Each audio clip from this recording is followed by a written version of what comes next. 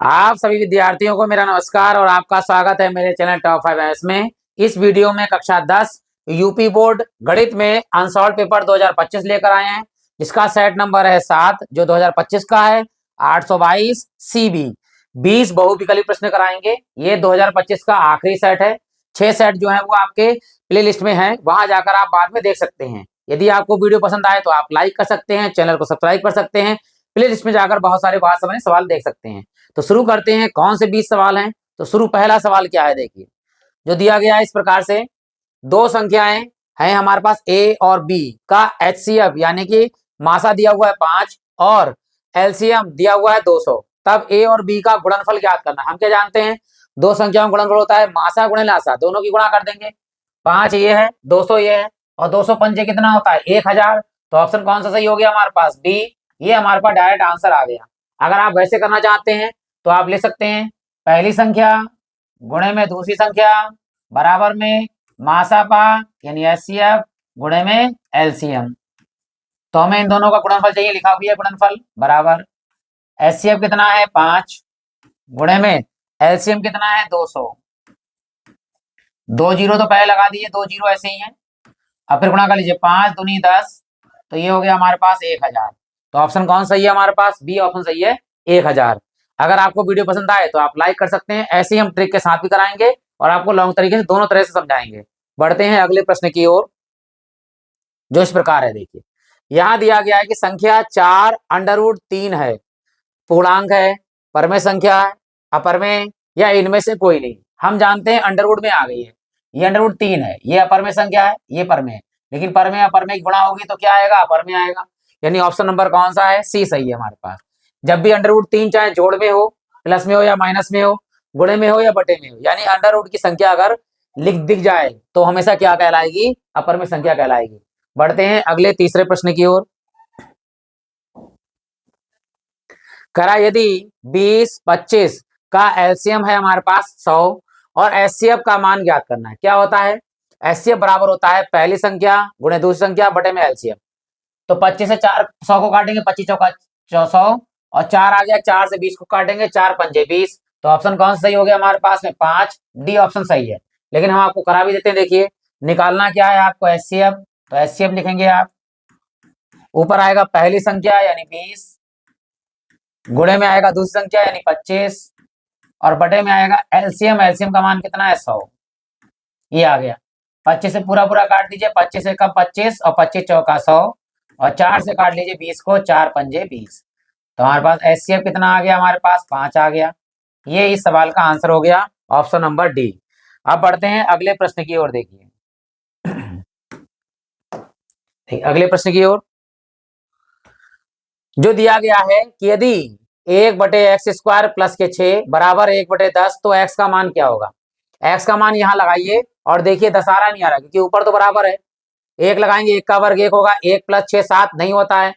यहाँ लगाइए 2 का वर्ग, क्योंकि प्लस माइनस होगा, चाहे प्लस लगाए चाहे माइनस लगाए, वर्ग हमेशा प्लस का होगा। 2 का वर्ग करेंगे 4, 4 और 6 कितना हो गया 10। हमारे पास ऑप्शन नंबर कौन सा सही हो गया, बी वाला ऑप्शन सही हो गया। अब मैं आपको करके भी दिखा देता हूँ। देखिए क्या करते हैं, ये लिखा जाएगा 1/x² प्लस 6 और बराबर में हमारे पास है 1/10। तिरछी गुणा करेंगे इस प्रकार, एक की इधर गुणा कर दीजिए, तो x² प्लस 6 कम x² प्लस 6 और बराबर 10 एकम 10। ये 6 प्लस का इधर आगे काय का हो जाएगा, माइनस का x² बराबर 10 और इधर चला गया माइनस में 6। x² बराबर 10 में से 6 गया तो कितना बचेगा 4। तो यहाँ है हमारे पास x² बराबर 4 किसका वर्ग होता है, 4 वर्ग होता है 2 का।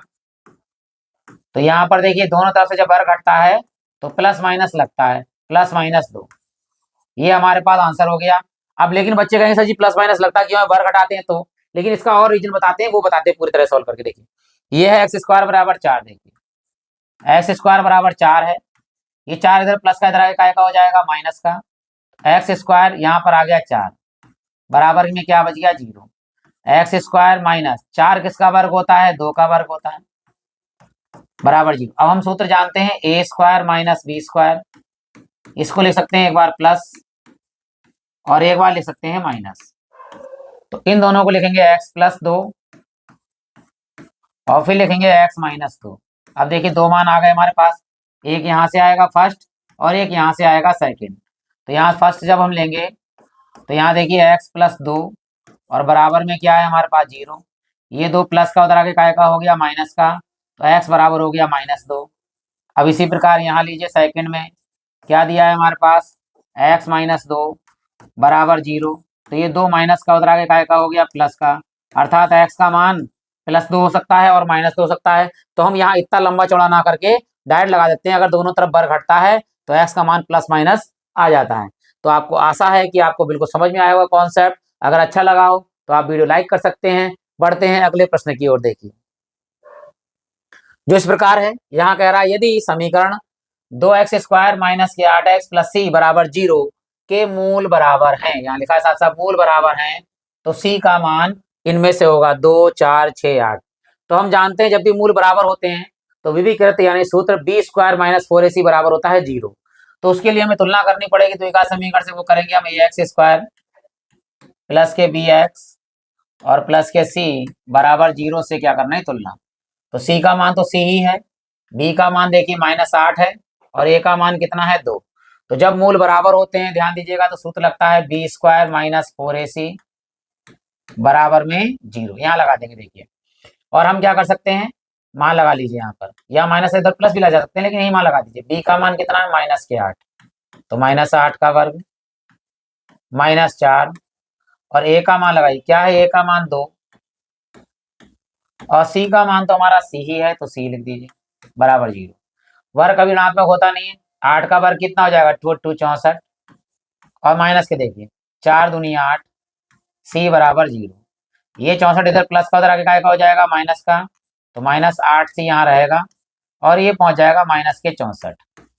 माइनस से माइनस काट दीजिए, 8 से काट देंगे 8 8 64। तो c का मान कितना नजर आया हमारे लिए, वो आ गया हमारे पास 8। तो c का ऑप्शन नंबर कौन सा, यहाँ ऑप्शन कौन सा सही है, c का मान आया 8, ऑप्शन नंबर डी बिल्कुल हमारा सही है। 5 सवाल यहाँ तक क्लियर हो गए हों। आशा करता हूँ कि आपको अच्छे से समझ में आ गया होगा।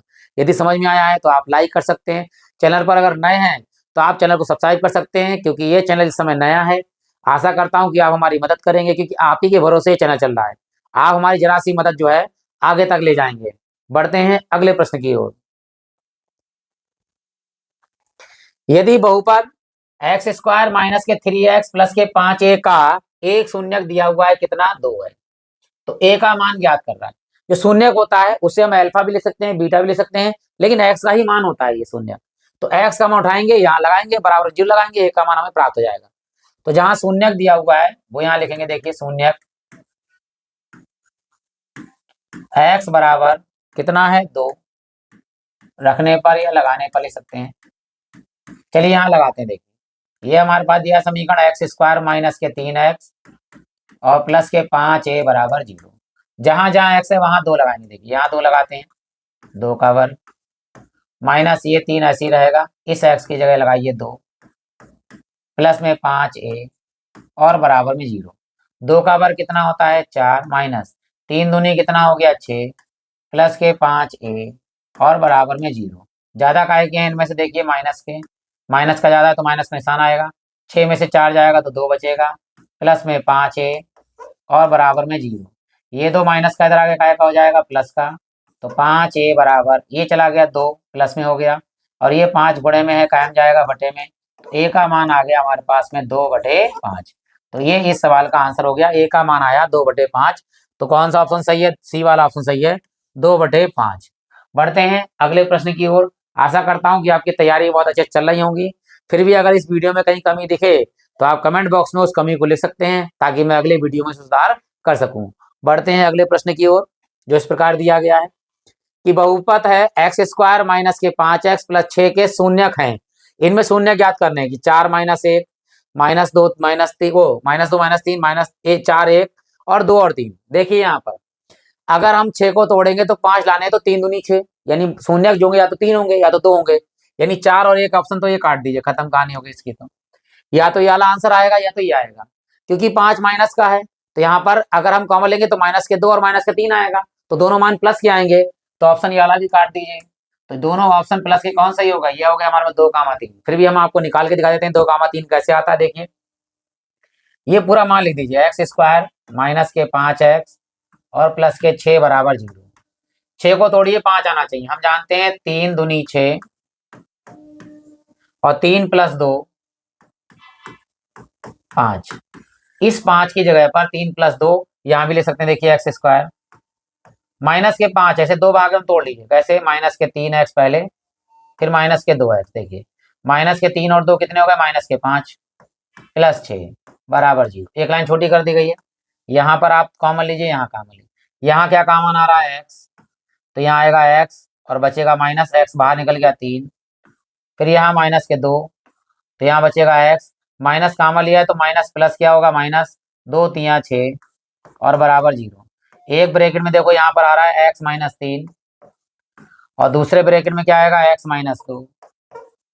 हमें शून्यक निकालने हैं तो पहला शून्यक यहाँ से आएगा और दूसरा शून्यक यहाँ से आएगा। देखिए तो यहाँ लिखते हैं, पहला आएगा फर्स्ट x माइनस 3 बराबर 0। तो ये 3 माइनस का उधर आगे का हो गया प्लस का, तो ये आ गया 3 हमारे पास। सेकंड वाला क्या है हमारे पास? देखिए यहाँ पर x माइनस 2 बराबर 0, तो x माइनस 2 बराबर 0। तो ये माइनस का उधर आगे का हो गया प्लस का, तो x बराबर 2। देखिए हमारे पास दोनों शून्यक आ गए, एक शून्यक आ गया 2, एक शून्यक आ गया 3, दोनों का क्या है? प्लस के, तो प्लस का आंसर बिल्कुल सही है। आशा करता हूं कि क्लियर हो गया होगा। तब भी कोई कमी दिखे आपको तो कमेंट बॉक्स में कमी जरूर लिख देंगे आप, और अगर अच्छा लगा हो तो लाइक जरूर करेंगे, उससे हमें अच्छा लगेगा और आपके सर जब आगे लग बढ़ेंगे तो आपको भी बहुत अच्छा लगेगा। बढ़ते हैं अगले प्रश्न की ओर, और मैं भी चाहता हूं आप भी आगे बढ़ें, ये भी याद रखिएगा। चलिए अगला शुरू करते हैं सवाल। कह रहा है बिंदु माइनस के 5, 6 किस चतुर्थांश में स्थित है? प्रथम में है, द्वितीय में है, तृतीय में, चतुर्थ में। तो मैं आपको पूरा बता देता हूँ कौन से में क्या होता है। प्रथम चतुर्थांश जो होता है उसमें दोनों मान प्लस के होते हैं। प्रथम चतुर्थांश में दोनों मान काय के होते हैं? प्लस के। और तृतीय अगर आ जाए तो इसमें दोनों मान काय के होते हैं? माइनस के। ये भी याद रखेंगे आप। प्रथम में दोनों प्लस के होते हैं और तृतीय में दोनों माइनस के होते हैं। अब आता है द्वितीय चतुर्थांश। द्वितीय चतुर्थांश एक्स माइनस का आता है, एक्स प्लस, पहले वाला माइनस का आता है, बाद वाला प्लस का आता है। एक्स माइनस का होता है। जब चतुर्थ में आते हैं तो एक्स प्लस का हो जाता है और वाई हो जाता है माइनस का। अब देखिए इसमें जो ऑप्शन मैच कर जाए वो हमारा आंसर हो गया डायरेक्ट। अब इससे क्या होगा? हर एक सवाल आप निकाल सकते हैं चतुर्थांश वाला। तो देखो पहले माइनस है बाद में प्लस है, पहले माइनस कहाँ पर है? देखिए द्वितीय में। तो ये हमारा ऑप्शन सही हो गया बी वाला, कि ये बिंदु जो है माइनस के 5, 6 ये द्वितीय चतुर्थांश में स्थित है। बहुत अच्छे से इसे याद रखिएगा।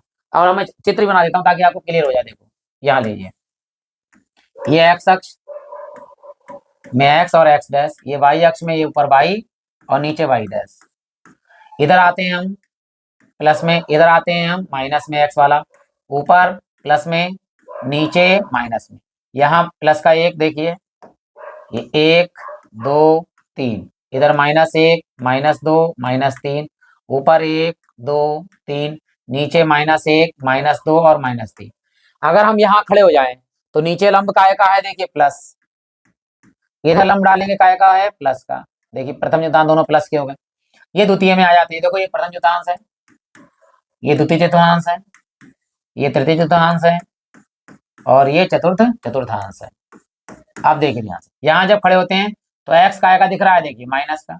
वाई काय का दिख रहा है? देखिए प्लस का। यहाँ देखते हैं एक्स काय का दिख रहा है? माइनस का। यहाँ से वाई काय का दिख रहा है? माइनस का। यहाँ जाइए एक्स काय का है? प्लस का और वाई काय का है? माइनस का। तो देखिए यहाँ पर प्रथम में दोनों प्लस यहाँ लिखा है, और द्वितीय में देखिए x माइनस का और y प्लस का, तृतीय में दोनों माइनस के, और चतुर्थ में देखिए x प्लस का और y माइनस का। तो ये चित्र से आप कोई भी सवाल चतुर्थांश वाला आराम से सॉल्व कर सकते हैं। बढ़ते हैं अगले प्रश्न की ओर जो इस प्रकार है। देखिए यहाँ कहा गया है कि यदि वृत्त की त्रिज्या r है, यहाँ वृत्त की त्रिज्या दे रखी है r, यानी r का मान a दिया हुआ है। यदि वृत्त की त्रिज्या r की जगह पे कितना है? a है, तथा इसका एक चाप केंद्र पर थीटा कोण आंतरित करता है, तो चाप की लंबाई पूछ रहा है, ध्यान दीजिएगा। किसकी लंबाई? चाप की लंबाई। तो चाप की लंबाई का जो सूत्र होता है, चाप की लंबाई बराबर होता है थीटा बटे 360 और गुणे में होता है 2 पाई आर, 2 पाई आर होता है। ये होता है चाप की लंबाई का सूत्र।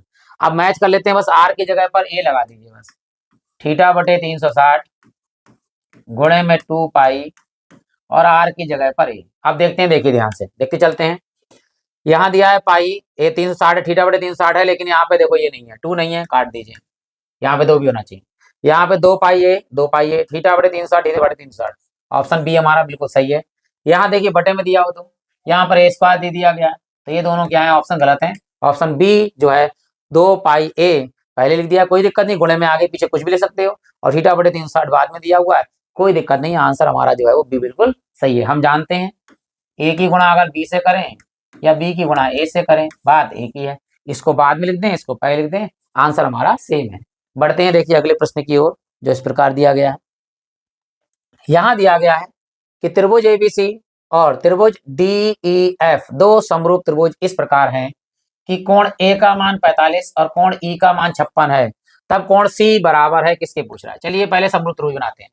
समरूप त्रिभुज में क्या होता है, जो ए कोण है वो डी के बराबर होगा, ए कोण डी के बराबर, बी कोण ई के बराबर और सी कोण एफ के बराबर। तो पहले हम चित्र बना लेते हैं दोनों, तभी आराम से हम सॉल्व कर लेंगे। ए बी सी, यहां त्रिभुज बनाएंगे। देखिए दूसरा है हमारे पास D E F, D E F. A वाला कोण ए डी वाले के बराबर, बी वाला कोण ई वाले के बराबर, सी वाला कोण एफ वाले के बराबर। अब बराबर कर लेते हैं। देखिए ए कोण कितना है, ए कोण हमारे पास है 45, 45 हो गया। ई कोण कितना है हमारे पास, ई कोण है 56 डिग्री, तो 56 डिग्री हो गया। ठीक, अब हमारे पास कौन सा कोण चाहिए, सी। ई 56 है तो बी कितना होगा, 56। हम जानते हैं त्रिभुज के तीनों कोणों का योगफल कितना होता है, 180 डिग्री होता है, तो इन दोनों को जोड़िए, 180 में घटा देते हैं, तो 180 में घटाएगी दोनों जोड़े। 5 और 6 कितने होगा, 6 5 11, हासिल आया 1। 5 4 9, 9 और 1 कितने होगा, 10। अब यहाँ देखिए, यहाँ 0 में से 1 जाएगा नहीं तो हासिल ले लिया जाएगा, यहाँ हो जाएगा 10 और यहाँ हो जाएंगे 7। 10 में से 1 गया तो कितने बचेंगे, 9, और 7 में से 0 गया तो 7, और 1 में से 1 गया तो 0, कितना आया 79। और ऑप्शन यही दिख रहा है इसी के ऊपर, डी 79, यानी कि 79 जो इसका आंसर है। ये वाला कोण कौन सा होगा, 79 होगा हमारे पास में। अब अगर इन तीनों कोणों का जोड़ें तो हमारे तीनों कोणों का योगफल कितना होता है, 180 होता है, और आंसर बिल्कुल हमारा सटीक है। बढ़िया तरीके से आप सॉल्व करेंगे, और याद रखना कि एक एक प्रश्न, एक एक नंबर जो है वो बहुत जरूरी होता है आपके लिए। हर एक प्रश्न जो है अच्छे से करेंगे, 20 में 20 कोशिश कीजिए कि बहुविकल्पी में आपके सही हो, ताकि आगे और आसानी हो जाए। बढ़ते हैं अगले प्रश्न की ओर। देखिए जो इस प्रकार दिया गया है कि यदि cos a बराबर 5/13 है तो tan a का मान पूछ रहा है। तो चलिए पहले लिखते हैं हम पाइथागोरस से। पूछ रहा है 12/5 होगा, वो 12/5, 12/13, 13/12 या 5/12। तो cos a बराबर है 5/13, और cos a बराबर होता है हमारे पास में आधार बटे कर्ण, आधार 5 कर्ण 13। tan a बराबर क्या होता है, tan a बराबर होता है लंब बटे आधार। ठीक, लंब तो नहीं है, आधार है, लेकिन आधार कितना है 5। अब बटे में देखना है 5 किसके, इसके नहीं है, काट दो, इसके नहीं है, काट दीजिए, दोनों कट गए, और यहाँ पर भी नहीं है, काट दीजिए। पहला ही ऑप्शन सही हो गया। आधार कितना दिया हुआ है, 5 दिया, ऊपर अपने आप 12 आएगा। हम जानते हैं जब कर्ण 13 हो, आधार 5 हो, तो लंब हमेशा 12 होता है। निकाल के भी दिखाएंगे, तो ऑप्शन डायरेक्ट हम कर सकते हैं, और वैसे निकाल सकते हैं क्या, लंब नहीं दिया तो लंब क्या निकालेंगे, अंडरवुड कर्ण स्क्वायर माइनस आधार स्क्वायर। तो लंब बराबर होता है, कर्ण का मान कितना है 13 का वर्ग, माइनस आधार का मान कितना है 5 का वर्ग। तो लंब बराबर हो गया हमारे पास में 13 का वर्ग 169, माइनस 5 का वर्ग 125, 25। एल बराबर, जब 169 में से 25 घटाते हैं तो कितना आता है 144। 144 किसका वर्ग होता है, 12 का। तो tan a बराबर क्या होगा, लंब बटे आधार, लंब का मान 12, आधार का मान 5। ऐसे भी लगा सकते हो, लेकिन डायरेक्ट लगाओगे तो समय आपका बचेगा, और समय एक एक मिनट जो है बहुत जरूरी होता है। अब बढ़ते हैं अगले प्रश्न की ओर। देखिए जो इस प्रकार है, यहाँ दिया हुआ है cos थीटा का मान है 1, तो tan थीटा का मान होगा इनमें से कौन होगा। ध्यान दीजिए कि cos थीटा यानी एक मान cos में किसका होता है, cos 0 का मान 1 होता है, इन थीटा का मान आया 0, यहाँ लगाएंगे 0, tan 0 का मान हो जाएगा 0। ऑप्शन नंबर कौन सही हो गया, बी वाला ऑप्शन बिल्कुल हमारा सही हो गया। फिर भी मैं आपको कराता हूँ, देखिए यहाँ पर लिखते हैं cos थीटा बराबर 1, एक मान हमारा होता है cos में 0 का, तो यहाँ लिखेंगे cos थीटा बराबर, इस एक की जगह लिखेंगे cos 0 डिग्री। तुलना करने पर, यानी कोणों की तुलना करने पर थीटा की बराबर 0, मान क्या दिया हुआ है, tan थीटा, और tan थीटा, थीटा की जगह पे लगा दी 0, यानी tan 0, और tan 0 का मान कितना होता है, 0। ऑप्शन नंबर बी हमारा बिल्कुल सही है। तो याद रखिएगा, जितनी जल्दी सूत्र याद होंगे आपके लिए उतनी जल्दी सवाल आप हल कर लेंगे। अगले प्रश्न की ओर देखिए, जो इस प्रकार दिया गया है, कहा गया है 2 tan 30 डिग्री बटे में 1 प्लस tan 30 डिग्री, यहाँ tan 30 डिग्री का मान लगाइए, यहाँ tan 30 डिग्री का यहाँ वर्ग कीजिए, तो लंबा सवाल हो जाएगा। और अगर हम डायरेक्ट याद रखेंगे तो इसका सूत्र होता है, वो होता है sin 2 थीटा, sin 2 थीटा। ठीक, थीटा की जगह पे कितना है, 30 डिग्री, तो sin 30 मतलब 2 गुणे 30, 2 गुणे 30 कितना हो जाता है, sin 60, और sin 60 का मान कितना होता है, √3/2। अब अगर सूत्र पता है आपके, डायरेक्ट कर लेंगे। अगर मान लो नहीं कर पाते हैं तो मैं आपको उस तरह से भी करा देता हूँ, क्या कि tan 30 का जो मान होता है, tan 30 डिग्री का मान होता है 1/√3। चलिए 1/√3 मान लगाते, देखिए तब भी √3/2 ही मान आएगा आपका। tan 30 का मान 1/√3 लगाते हैं तो 2, इस tan 30 का मान 1/√3, नीचे आ जाएंगे 1 प्लस यानी 1 प्लस tan स्क्वायर 30 है, तो tan 30 का मान 1/√3, और क्या कर देंगे हम, वर्ग। ठीक, यहाँ देखिए अब ऊपर 2 से गुणा करेंगे, 2 एकम 2, नीचे √3, यहाँ नीचे 1/1 कर देंगे, जिसके नीचे कुछ नहीं था उस नीचे 1, ऊपर वाले पर 1 का वर्ग 1, नीचे √3 का वर्ग 3, क्योंकि 3 का √3 का वर्ग करेंगे तो वर्ग हट जाएगा, अंडर हट जाएगा, 3 आ जाएगा। अब यहाँ लिखेंगे, देखिए ऊपर हमारे पास में 2/√3, नीचे एलसीएम लेंगे नीचे नीचे का, तो 3 एकम 3, 3 गुणा 3 एकम 3, और प्लस यहाँ 1 एकम 1। ठीक, तो यहाँ ऊपर है हमारे पास में 2/√3, और नीचे हो गया हमारे पास 3 और 1 4 बटे में 3। नीचे वाले का बटे कहाँ जाता है, ऊपर, ऊपर वाले का बटे कहाँ आता है, नीचे। तो यहाँ लिखेंगे, देखिए इस बटे की 3 की गुणा यहाँ करेंगे, 2 गुणे 3, और ये √3 नीचे जाएगा तो 4 गुणे √3, यहाँ 2 से काटिए, 2 एकम 2, 2 दूनी 4, ऊपर 3 है तो हम 3 को लिख सकते हैं √3। ठीक, यहाँ लिख देंगे, तो ऊपर वाले 3 को लिखेंगे √3 गुणे में √3, और नीचे हमारे पास में है 2 √3 गुणे में, √3 से √3 कट गया, तो ऊपर कितना है √3, नीचे कितना है 2। तो आपका इतना लंबा सवाल करेंगे तो आपको समय लगेगा, लेकिन आप डायरेक्ट सूत्र पता होगा आपके लिए, फटाक से आप आंसर √3/2 लगा सकते हैं। बढ़ते हैं अगले प्रश्न की ओर, देखिए जो इस प्रकार दिया गया है, यदि tan अल्फा बराबर sin अल्फा हो तो अल्फा का मान होगा 90 डिग्री, 60 डिग्री, 45 डिग्री, 0 डिग्री। तो पहले तो ये याद रखना है कि tan और sin में कौन से मान दोनों बराबर होते हैं।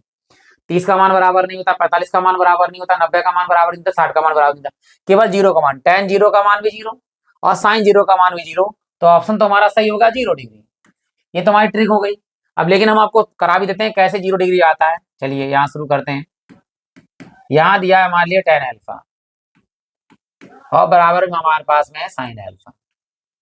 tan अल्फा को हम तोड़ सकते हैं, tan अल्फा बराबर होता है sin अल्फा बटे cos अल्फा।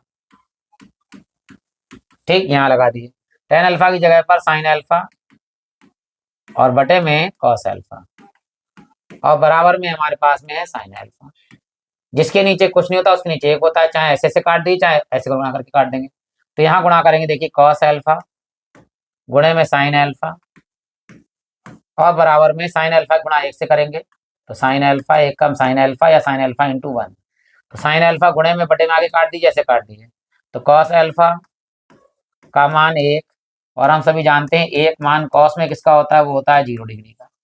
तो 1 की जगह पर इधर तो cos अल्फा ही है, यहाँ हम लगा सकते हैं cos 0 डिग्री 1 की जगह पर, और अल्फा का मान कितना आ गया हमारे पास 0, तो अल्फा का मान आ गया 0 डिग्री।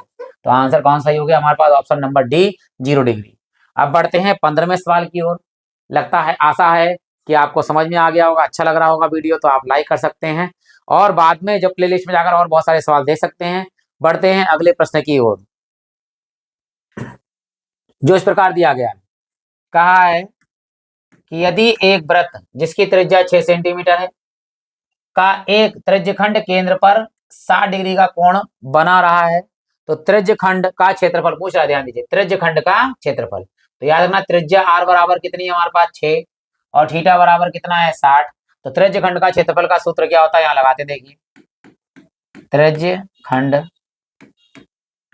का क्षेत्रफल जो होता है थीटा बटे 360 गुणे में पाई आर स्क्वायर। थीटा का मान 60 डिग्री बटे में 360 गुणे में, देखो पाई यहाँ पर भी है, अच्छा ये 4 पाई होगा, 4 पाई सेंटीमीटर स्क्वायर, 6 पाई सेंटीमीटर स्क्वायर, 8 पाई सेंटीमीटर स्क्वायर, 12 पाई सेंटीमीटर स्क्वायर। तो पाई का मान तो लगाना नहीं है, ऐसे लिख दीजिए। त्रिज्या कितनी दे रखी है यार, 6 है, तो 6 का वर्ग कर दीजिए यहाँ, 6 का वर्ग हो गया। सबसे पहले 0 से 0 काट दीजिए और 6 कम 6, 6 छंग 36, यहाँ 6 से इसकी घात काट दीजिए, ये कट गई। ठीक है, नीचे का सारा मान कट गया, ऊपर पाई बचा यहाँ 6, तो डायरेक्ट गुणा कर दीजिए, 6 कम 6 पाई, और सेंटीमीटर में है तो क्षेत्रफल होता है सेंटीमीटर स्क्वायर में। तो यहाँ पर ऑप्शन कौन सा हो गया हमारे पास में, 6 पाई centimetre square. Option number B हमारा इस सवाल का बिल्कुल सही आंसर है। बढ़ते हैं अगले प्रश्न की ओर, जो इस प्रकार दिया गया है कि यदि ए सेंटीमीटर भुजा के दो घनों के संलग्न फलों को मिलाकर रखा जाए तो बनने वाले ठोस, यहाँ ठोस लिखा, बनने वाले ठोस का पृष्ठीय क्षेत्रफल पूछ रहा है। तो ये ध्यान दीजिएगा, घन है, दो घनों को संलग्न यानी मिला दिया जाए एक फलक को। तो पहले हमने बना लिया एक घन है ये,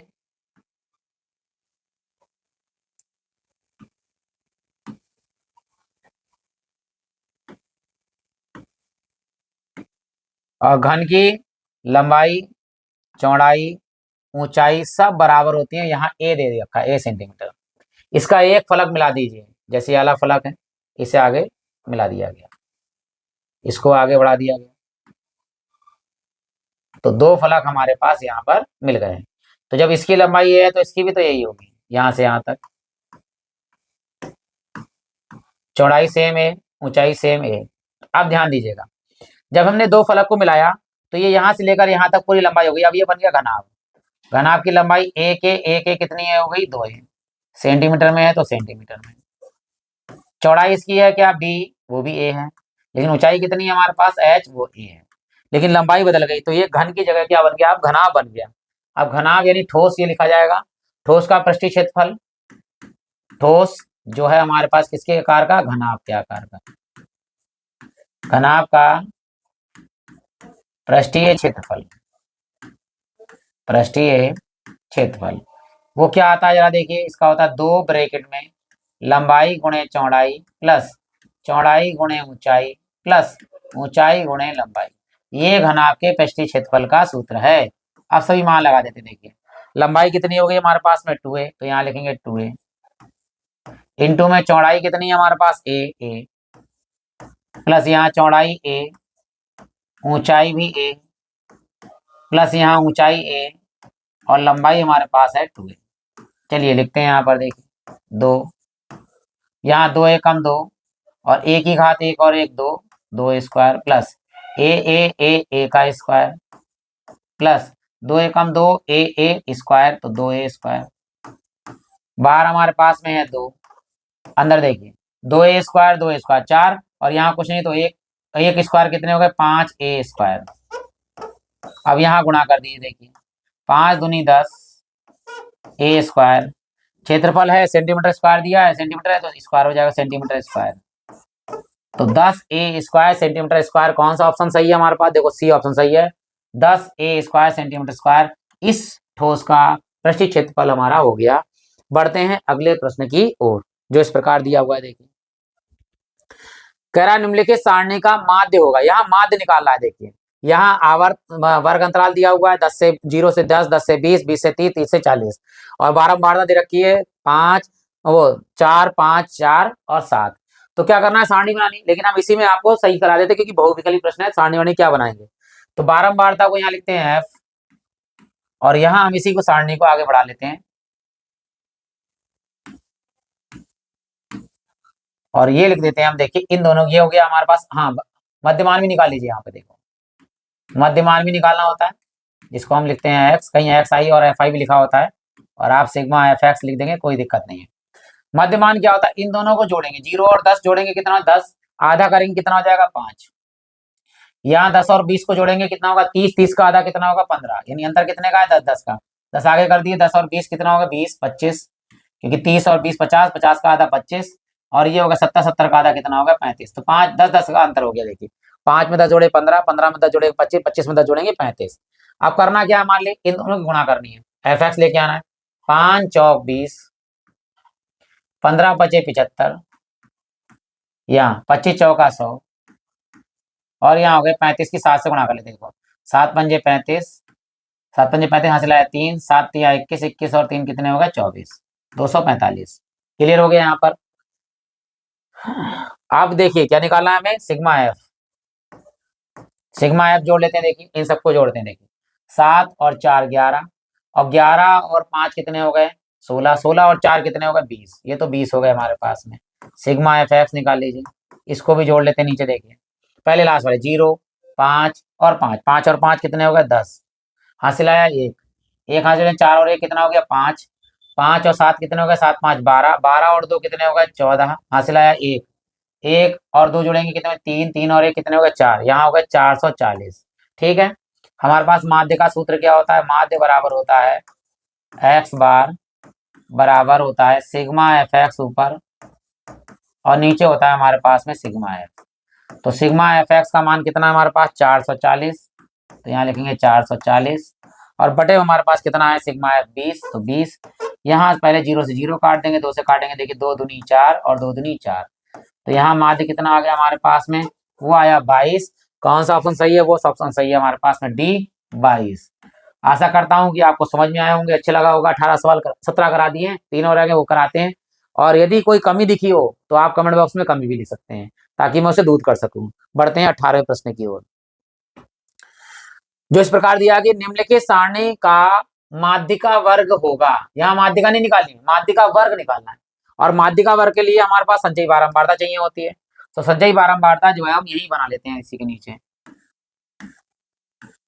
संचयी बारंबारता को हम लिखते हैं सी एफ, तो यहाँ लिख दिया हमने सी एफ। ठीक, माध्यक वर्ग चाहिए तो बाकी हमें कोई जरूरत नहीं, केवल माध्यक वर्ग की जरूरत है। देखो ये वाला मान पहले तो लिख देंगे, पहला वाला तो मान ऐसे लिख देंगे, संचयी बारंबारता बनी तो बारंबारता से बनती है 4, ऐसे ही 4 अगले वाले जोड़े 6, 6 4 10, 10 अगले वाले में जोड़ो 10 और 10 20, 20 अगले वाले में जोड़ो 6 में कितने हो जाएंगे 26, 26 अगले वाले में जोड़ो 4 में तो कितने हो जाएंगे 30। हमें चाहिए एन का मान। एन क्या होगा, यही जो एफ होता है, यही मान सिग्मा एफ जो है वो एन हो जाता है। तो लिख देते हैं, देखिए इनका योगफल अगर इसके बराबर आता है तो बराबर है। देखिए 4 और 6 कितने हो गए 10, 10 और 10 कितने हो गए 20, 20 और 6 कितने हो 26, 26 और 4 कितने हो गए 30। इसका मतलब हमारा मान पूरा सही है। हम यह लिखते हैं n/2, एन का मान कितना है 30, और बटे में 2, 2 से काट लीजिए 15 दूनी 30, तो 15 मान आया हमारे पास में। तो हम यहाँ देखेंगे सीएफ में, सीएफ वाले में बड़ी संख्या, ये बड़ी संख्या कह लो या बड़ा मान कह लो, तो कुछ भी कह सकते हो, बड़ी संख्या या बड़ा मान। तो यहाँ देखना है कि 15 से बड़ी संख्या कौन सी है, 15 से बड़ा मान कौन है सीएफ में। देखिए 4, 10 और ये 20 आ गया। देखिए 20 जो है वो 15 से बड़ा है, 15 से बड़ा है तो इसी का वर्ग में जाएंगे, तो ये कहलाएगा माध्यक वर्ग। कितना है हमारे पास में 10 से 15, तो 10 से 15 वाला कौन सा ऑप्शन है, पहला ही ऑप्शन सही है 10 से 15। तो इस सवाल का आंसर है हमारा ए 10 से 15 माध्यिका वर्ग है ये हमारे पास। माध्यक वर्ग या माध्यिका वर्ग एक ही बात है, एक ही नाम है। बढ़ते हैं सेकंड लास्ट सवाल की ओर, यानी 19वें सवाल की ओर। इसके बाद 20वां प्रश्न कराते हैं। यहाँ लिखा है किसी अधिवर्ष में 53 रविवार होने की प्रायिकता होगी। तो मैं आपको अधिवर्ष बता देता हूँ। अधिवर्ष का मतलब होता है लीप वर्ष, जिसमें एक दिन ज्यादा होता है। जैसे जो 4 से विभाज्य हो जाते हैं सन, उसमें जो है हमारे पास अधिवर्ष होता है एक दिन ज्यादा। अधिवर्ष वाला भी बता देते हैं, जो अधिवर्ष ना हो यानी लीप वर्ष ना हो वो भी बता देते हैं। अगर लीप वर्ष ना हो तो उसमें केवल एक ही दिन एक्स्ट्रा होता है, तो एक दिन जब एक्स्ट्रा हो गया तो एक ऊपर आ जाएगा। दिन कितने होते हैं 7, तो 1/7। तो याद रखना कोई भी सोमवार आने की, 53 मंगलवार आने की, बुधवार आने की, बृहस्पतिवार आने की, शुक्रवार आने की या शनिवार आने की कोई भी प्रायिकता हो वो 1/7 होगी जब लीप वर्ष ना हो। और लीप वर्ष हो जाए तो कितने दिन हो जाते हैं 2, तो ऊपर 2 नीचे 7, 2/7। सोमवार हो, मंगल हो, बुध हो, बृहस्पति हो, कुछ भी हो, अगर अधिवर्ष की बात कर रहा है तो 53 रविवार हो, 53 सोमवार हो, आंसर हमारा हमारा क्या होता है 2/7 होता है। ये ऑप्शन सी वाला है, ठीक है। इसी है ए का मान 1/7 और बी का मान है 7/3, डी का मान है 4/7 और सी का मान 2/7। तो आंसर हमेशा आएगा 2/7। अब कैसे आता है, अगर सवाल आगे करने के लिए तो कैसे करेंगे वो बता देते हैं हम। देखो यहां लिखेंगे हम अधिवर्ष। अधिवर्ष का मतलब होता है लीप वर्ष, और लीप वर्ष में दिन होते हैं 365 के बाद में 366। एक दिन 366 हो जाते हैं। अब दिन एक हफ्ते में कितने दिन होते हैं? 7। 7 से भाग कर दीजिए इसके लिए, तो 7 पंजे 35, यहाँ 1 यहाँ 6, तो 7 दूनी 14, यहाँ 2। देखो ये तो आ गए सप्ताह, ये क्या आ गए? सप्ताह। ये आ गए दिन। अब सप्ताह यानी 52 तो हर दिन होंगे, 52 सोमवार मंगल बुध बृहस्पति शुक्र शनिवार रविवार, लेकिन ये 2 दिन कौन हो सकते हैं? तो ये 2 दिन होने की संभावना जिसे बोलते हैं हम कुल संभावना, वो होती है एसपी। अब ये कौन कौन से होते हैं लिखते हैं यहाँ पर, देखिए सोम प्लस मंगल, या तो सोम और मंगल होगा, या मंगल प्लस बुध होगा, या बुध प्लस बृहस्पति हो सकता है, या बृहस्पति प्लस शुक्र हो सकता है, या शुक्र प्लस शनि हो सकते हैं, या शनि प्लस रवि हो सकते हैं, शनि प्लस रवि। लेकिन स्टार्ट कहां से हुआ था? सोमवार से स्टार्ट हुआ, तो रवि प्लस सोम भी हो सकता है, रवि प्लस सोम। जिससे स्टार्ट हुआ है वहीं से खत्म करना है। कुल कंडीशनें कितनी जरा गिन लो, 1 2 3 4 5 6 7, तो 7 कंडीशन हो सकती है हमारे पास, ये हो गई। अब हमारे पास अनुकूल संभावना कितनी? अनुकूल संभावना यानी ऐसी, यानी कि रविवार 53 रविवार आने की संभावना। देखो रविवार कहाँ कहाँ है? रविवार एक तो ये है, एक तो ये है, या तो हो सकता है शनि के साथ रवि आए, या तो पहले शनि आए फिर रवि आए, एक तो ये कंडीशन होगी। दूसरी कंडीशन क्या है? रवि के साथ सोम आए, या तो रवि आएगा पहले फिर सोम आएगा। तो हमारे पास कितनी कंडीशन हो गई यहाँ पर? यहाँ पर कंडीशन हो गई 2। तो प्रायिकता कितनी होगी 53 रविवार की? तो यहाँ सूत्र लिखेंगे 53, चाहे कोई दिन भी हो, बात अपना यही याद रहेगा, 53 रविवार आने की प्रायिकता। पीई सूत्र होता है हमारे पास, ऊपर आएगा एसई बटे नीचे आएगा एसपी। एसई कितना है 2 और नीचे कितने 7। ये तब करना है जब हमारे पास सवाल सॉल्व करने के लिए आए, और सवाल सॉल्व करने ना आए, बहुविकल्पीय आए, तो डायरेक्ट याद रखना आदि वर्ष में कोई भी दिन हो 53 2/7। और अगर हमारे पास आदि वर्ष नहीं है तो यहाँ पर एक दिन क्या हो जाएगा? यहाँ पे हो जाएंगे 365 दिन, तो यहाँ आएगा एक दिन सोमवार मंगल बुध बृहस्पति शुक्र शनि रवि, इस तरह से लिख देंगे, तो वहां पर आएगा आंसर हमारा 1/7। ठीक है, अब बढ़ते हैं आखिरी प्रश्न की ओर। यदि आपको वीडियो पसंद आ गया हो आप, तो आप लाइक कर सकते हैं, और अगर आप नए हैं, अभी तक आपने सब्सक्राइब नहीं किया हमारा चैनल, तो सब्सक्राइब कर सकते हैं, ताकि ऐसे ही वीडियो और आपको प्राप्त होते जाएं। बाद में प्लेलिस्ट में और बहुत सारे सवाल देख सकते हैं। बढ़ते हैं आखिरी प्रश्न यानी इस वीडियो का, वो इस प्रकार दिया है। देखिए क्या कह रहा है, यदि एक घटना निश्चित रूप से घटती है तो इसकी प्रायिकता होगी 0 1 1/2 3/4। 0 तो कभी नहीं होती, 0 अगर होगी तो प्रायिकता ही नहीं है, 0 प्रायिकता ही नहीं, यानी घटना घटित ही नहीं होगी, तो ये तो ऑप्शन हमेशा कट गया। अब प्रायिकता 1/2 भी हो सकती है, 3/4 भी हो सकती है, 1 भी हो सकती है। प्रायिकता का मान 0 से ज्यादा यानी 0 से बड़ा और 1 तक होता है। याद रखना कि कोई भी मान हो सकता है, प्रायिकता का मान कभी ऋणात्मक नहीं होता है, सदैव धनात्मक होता है, और 1 से हमेशा छोटा होता है। तो याद रखना निश्चित घटना घट रही है तो उसके लिए हम मान हमेशा लगाएंगे 1। 1 अगर आ गया है प्रायिकता का मान, इसका मतलब घटना घटी ही है हमेशा 100%। तो इसी के साथ ये हमारा वीडियो समाप्त होता है। अगर आप अभी तक हमारे चैनल बने हुए हैं, वीडियो देख रहे हैं, तो आप सभी लोगों का हृदय से धन्यवाद है। आप सभी लोगों को हार्दिक शुभकामनाएं एग्जाम की दृष्टि से। आपका एग्जाम बढ़िया हो और लगातार मेहनत करते रहिए। मिलते हैं अगले वीडियो में बहुत ही जल्द। आप सभी लोगों का